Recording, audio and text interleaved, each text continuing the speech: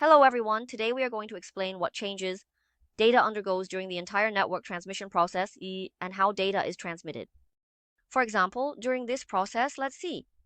If we are now visiting a web page, visiting www.huawei.com, what are we accessing here? We are accessing port 80, accessing the HTTP service. Now in this process, also HCIE, when it encapsulates downwards, it will be TCP, meaning that TCP is chosen at the transport layer. First, it starts from a piece of data generated by the application layer. Then as we go down, we need to pass through our TCP, our transport layer encapsulation, HCIA-Datacom, where the source port and destination port need to be encapsulated. This is to avoid the situation where, upon reaching our computer doesn't know which application to use to open it. To achieve end-to-end transmission, for example, some transmissions between applications. Now, here, for our transport layer, this data, after being encapsulated, is called a segment here. We need to continue encapsulating it further down, turning it into what we call a data packet, whether it's a data segment, a data packet, or a frame. All the bits that follow, they all actually represent data. Here, when it reaches our data link layer, what do we encapsulate?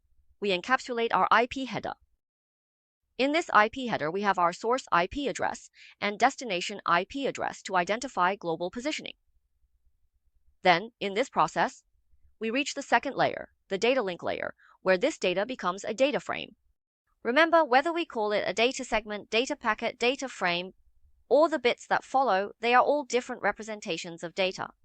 Now, here we add two encapsulations, one called the header and the other called the trailer. The header here includes our source MAC and destination MAC. The trailer is used for verification to prevent issues during network transmission. It performs what is called error checking. Did anyone notice anything throughout this process? Initially, it's data, and when data is combined with the TCP header for the underlying layer 3, they are all considered as data. Similarly, here, when I add the transport layer and encapsulate it with our network layer, for me, at layer 2, it is also considered data.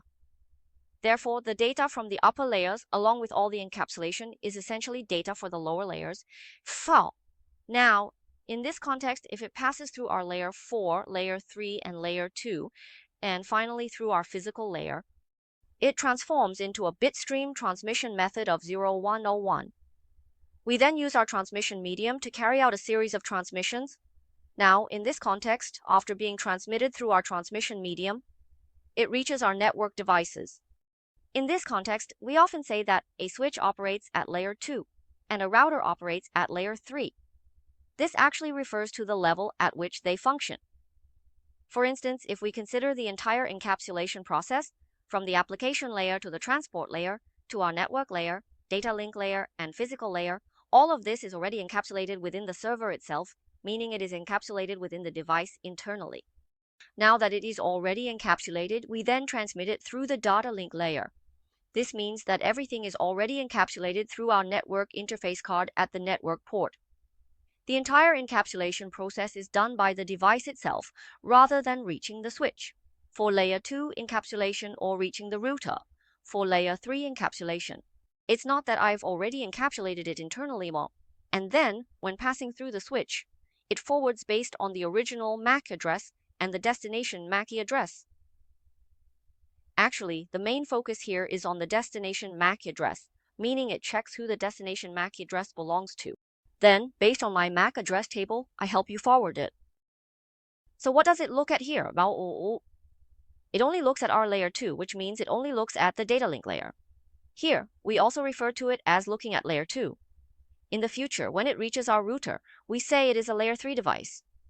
What does a layer 3 device do?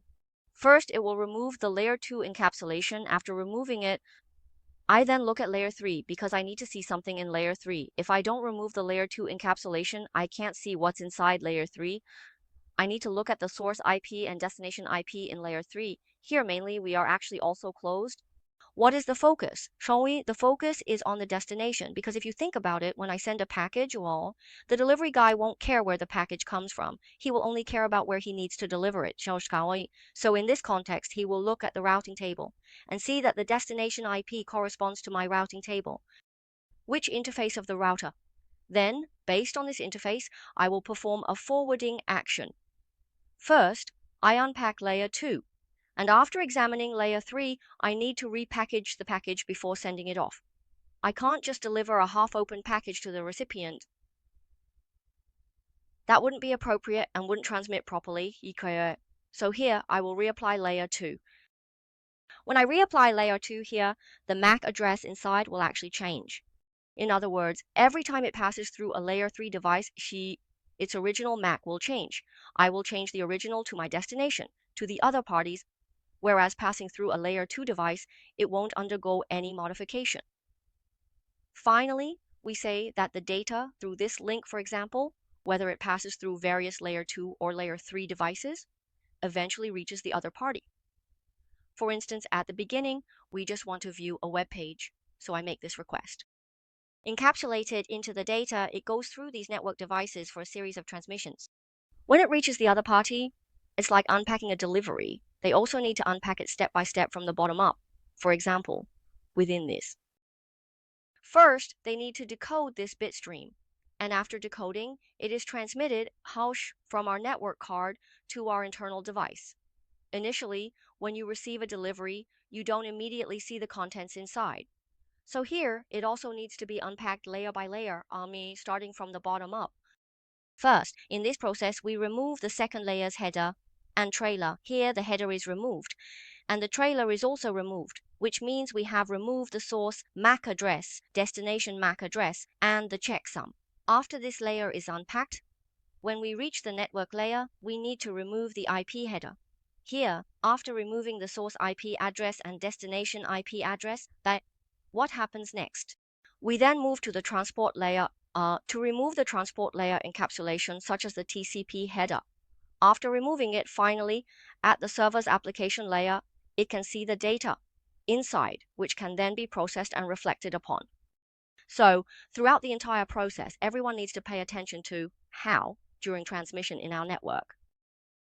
We first need to perform encapsulation layer by layer within my device, starting with the second layer encapsulation, then encapsulate again. Our fourth layer is encapsulated by the third layer, then encapsulated by the second layer, and finally transmitted through our data link layer. When it reaches our network device, if it's a second layer device, it only looks at the source and destination MAC addresses of the second layer. If it goes through the third layer, I need to unpack the second layer encapsulation here to check the contents of the third layer. Then I re-encapsulate the second layer and send it to our final destination. It is transmitted through each device, and when the final device receives it, it recognizes that this is meant for it. I also need to unpack it layer by layer. After compiling it into data, I then unpack it layer by layer, removing the second layer and the third layer. Remove the fourth layer, The entire process of encapsulation and decapsulation is opposite. Encapsulation is done from top to bottom, while decapsulation is done from the lower layer to the upper layer. So, in this process, our data can go through such a flow. Finally, everything we have in our hands is like this. We refer to this as user traffic. Besides user traffic, we will also learn about protocol traffic. What is protocol traffic? It refers to the protocols between our network devices that help us transmit data more effectively. For example, protocols like OSPF or VLAN that we might have mentioned before. These do not require complete encapsulation and do not need to start from the beginning. 4-layer encapsulation, 3-layer encapsulation, and 2-layer encapsulation will be explained to everyone later. If you are interested in our network and want to learn more about the technology, or if you want to study Huawei certification technology or obtain Huawei certification question banks, please send a private message. I can also leave more comments below the video for our technical discussions and exchanges.